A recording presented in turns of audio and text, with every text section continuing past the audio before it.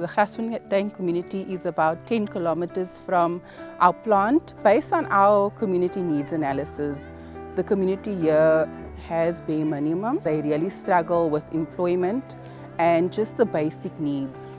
The community has been very happy with the assistance they've been receiving from solar. We focus mostly on healthcare, education and infrastructure.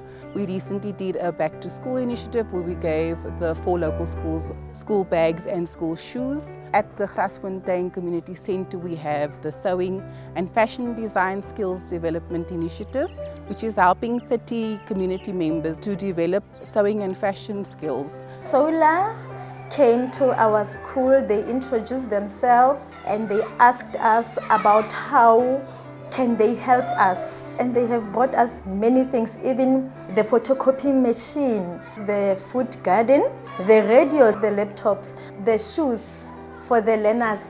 There is no learner that comes to school barefoot. So we appreciate it a lot. So the partnership is very, very functional because they come here each and every time and ask again, what are we needing? What do we need? And they are able, to fulfill their promises. When they say we are coming, indeed they do come.